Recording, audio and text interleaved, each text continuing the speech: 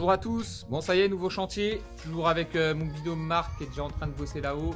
Bon là le chantier va consister à la remise au propre là, de ce mur là, les joints n'avaient jamais été faits. Et puis il y a 2-3 laves qui se sont barrées, donc on va remettre tout ça en état.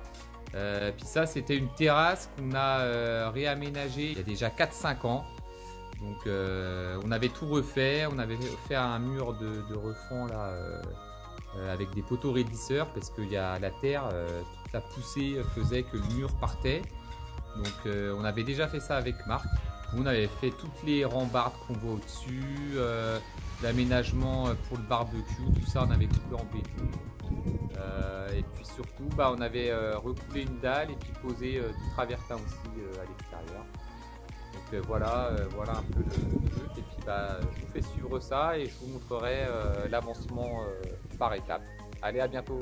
Bon, je vous fais pas de dessin, hein. Vous pouvez voir que cette terrasse était vraiment en mauvais état et pas du tout exploitable. Alors la première étape, ça a été de tout déblayer, d'évacuer et de mettre au propre. Ensuite, ce qu'on a fait, on a étayé le mur au fond parce qu'il était vraiment en train de partir, donc c'était vraiment par sécurité. Vu la hauteur et les mètres cubes de terre qu'il y avait derrière, il y avait quand même un beau danger, hein. Une fois que tout a été sécurisé, on a pu creuser tranquillement les fondations. On a fait à peu près des fondations de 50 par 50. Donc tout au fond, avant de couler ces fondations, on a passé un drain parce qu'on s'est aperçu qu'il y a de l'eau qui arrivait vu le coteau et la terre qu'il y a de l'autre côté. Une fois cette étape terminée, on a pu couler notre béton. Donc on a fait nos ferraillages et puis on a remonté des poteaux raidisseurs tous les 1,50 m. Alors ça c'est très important sur un mur de refend comme ça de soutènement, il faut vraiment faire remonter des poteaux ferraillés.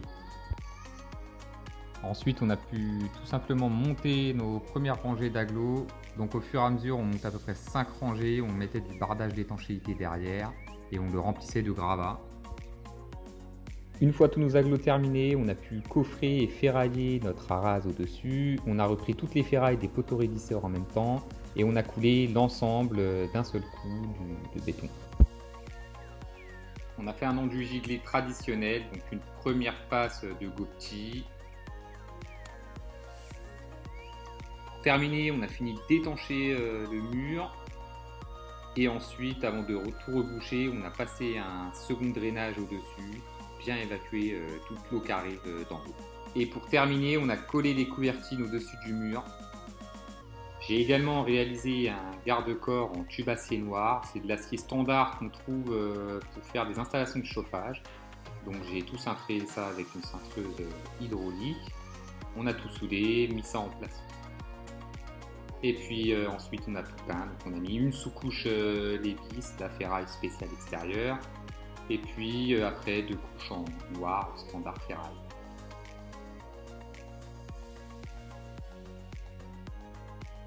Alors ensuite c'était l'étape du sol, donc on a évacué toutes les laves à la main, on a creusé et puis préparé le sol pour le béton. Donc voilà, on a tout ferraillé, posé des règles de guidage pour pouvoir couler notre béton.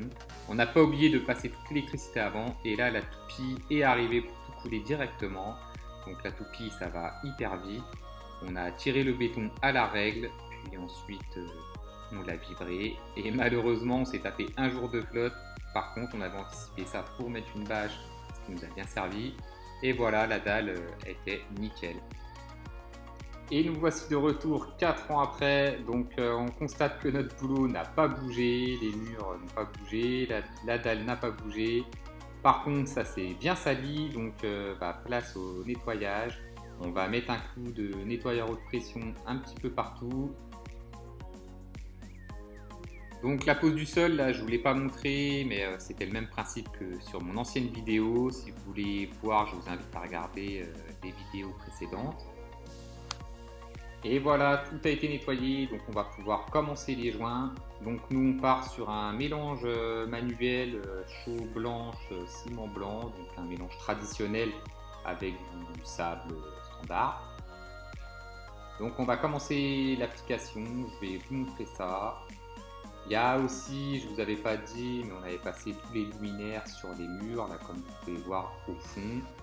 Et l'enduit, il a été réalisé à la tyrolienne, donc dans le même principe du mélange qu'on fait pour nos joints de pierre. Donc c'est un mélange traditionnel qu'on a fait en projeté.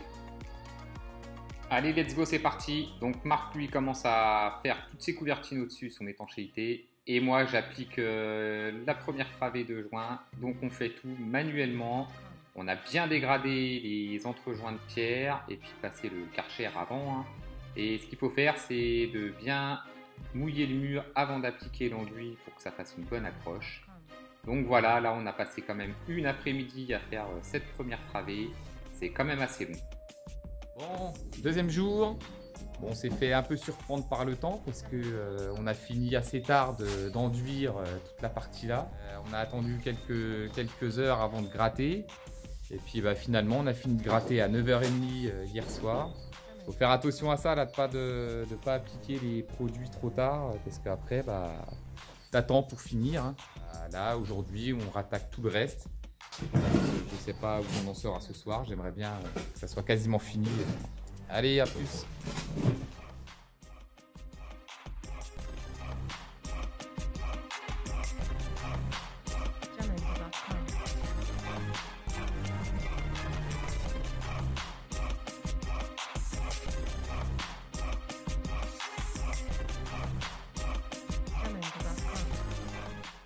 Et je compte sur vous les amis, on n'oublie pas de s'abonner et de liker la vidéo histoire de bien m'encourager.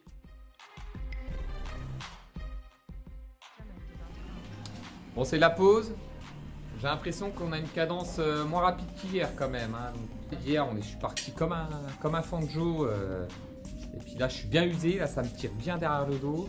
Bizarre, des fois t'es content, des fois t'es pas content. T'as l'impression d'avancer, de pas avancer. C'est un peu chiant quoi. Mais bon, on va essayer de pas refaire comme hier, là, de finir trop tard, de poser l'enduit parce qu'il va falloir qu'on commence à gratter. Mais franchement, il faut être patient hein, pour faire ça. C'est vraiment là que tu vois si t'es patient ou pas. Hein Marc, ça te plaît de faire ça toi? J'adore. Toi t'es patient toi? C'est un fou moi. Lui il est content parce que c'est bientôt la pause de la bière. Bon allez, on va gratter ça. Tchuss. Alors je reviendrai plus en détail dans une prochaine vidéo pour voilà, vous dire un petit peu comment faire pour appliquer l'enduit, toutes les procédures qu'il y a à faire, les étapes. J'ai fait un chantier à peu près similaire, donc je vous enverrai bientôt ça sur ma chaîne.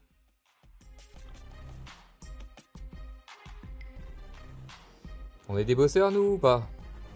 9h30, 10h moins le quart. Faut gratter.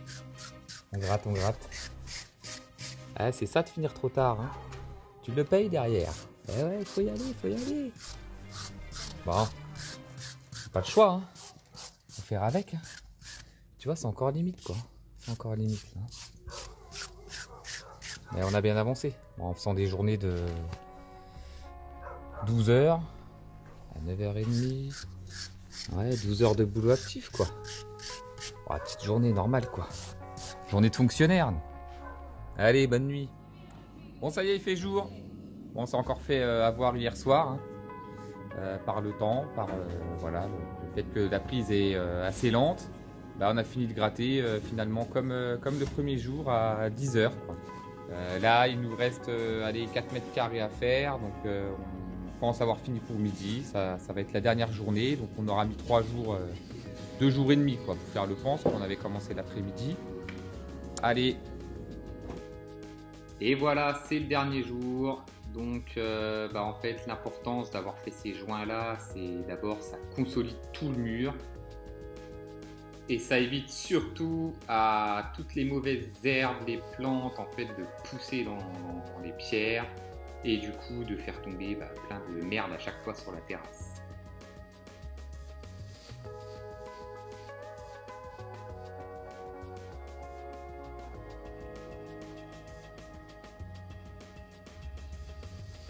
Bon, ça y est, le chantier est terminé. On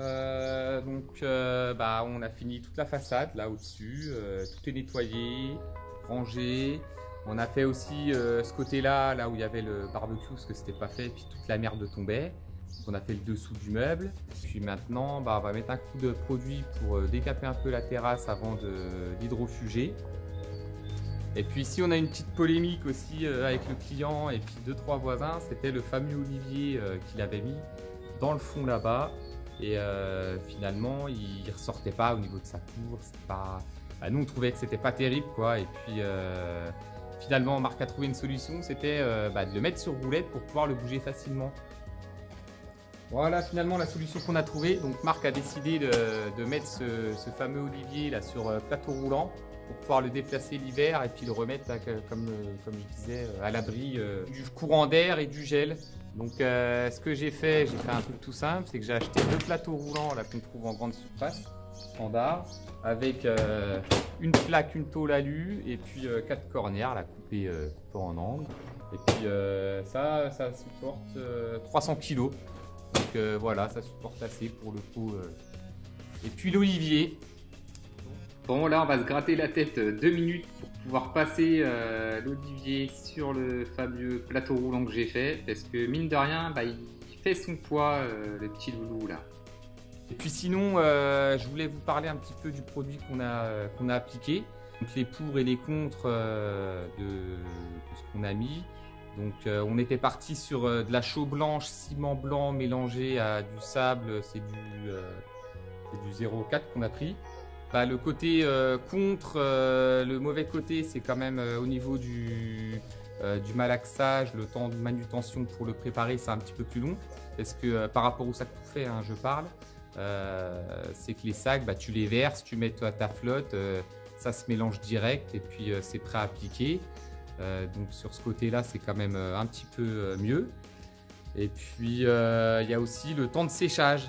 Vu qu'on a fait un enduit gratté, les sacs ils tirent quand même plus vite. On va dire en 3 heures, tu peux, je pense 3-4 heures, tu peux gratter facilement. Et puis là, vous avez pu constater qu'on a fini parfois assez tard de gratter parce que ça tire moins vite en fait. Donc voilà, ça c'est le côté un peu le mauvais côté. Et puis sinon le pour ça évite pour le côté écologie de la manutention parce que aussi le produit qui est mis en sac c'est un petit peu plus polluant et puis nous on se sert aussi de sable qui arrive de carrière assez proche et puis la chaux c'est quand même plus naturel. Voilà, donc ça c'est vraiment un produit travaillé à l'ancienne. Donc le côté malaxé, c'est vrai que finalement Marc a fait tous ses mélanges à la main parce que bon, il n'y a pas énormément de surface et puis à la bétonnière ça colle beaucoup dedans, donc derrière il faut débiter. Quand tu fais une tournée, bon là on n'est que 2 et puis lui c'est ça colle, c'est 2-3 trucs en même temps. Donc à la main finalement il a mis un petit peu plus de temps, peut-être qu'il a passé 2 heures en tout à malaxer, contrairement au sac où il aurait peut-être passé 20 minutes à faire tous les mélanges. Donc voilà, c'est un peu cette différence là. Surtout le point positif, c'est le prix quoi. Parce que ça te revient de cette manière là, on va dire peut-être 4 fois moins cher.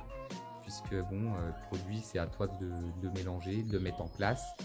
Donc c'est surtout là ce qui est positif voilà, dans cette manière de faire. Et puis l'aspect tradi quoi, vraiment à l'ancienne traditionnelle.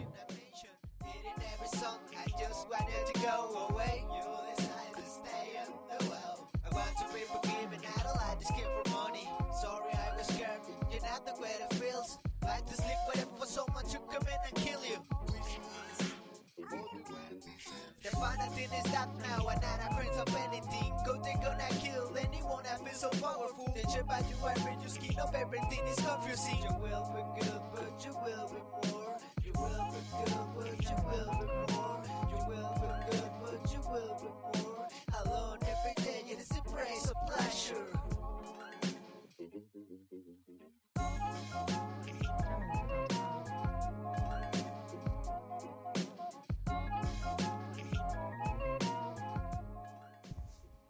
Bon voilà, ça y est, les travaux sont achevés, on a tout remis en place, tout est terminé, tout est propre, nettoyé. Et puis je vous dis à très bientôt, j'espère que vous avez passé un bon moment à regarder tout ça. Et je vous dis à la prochaine, ciao.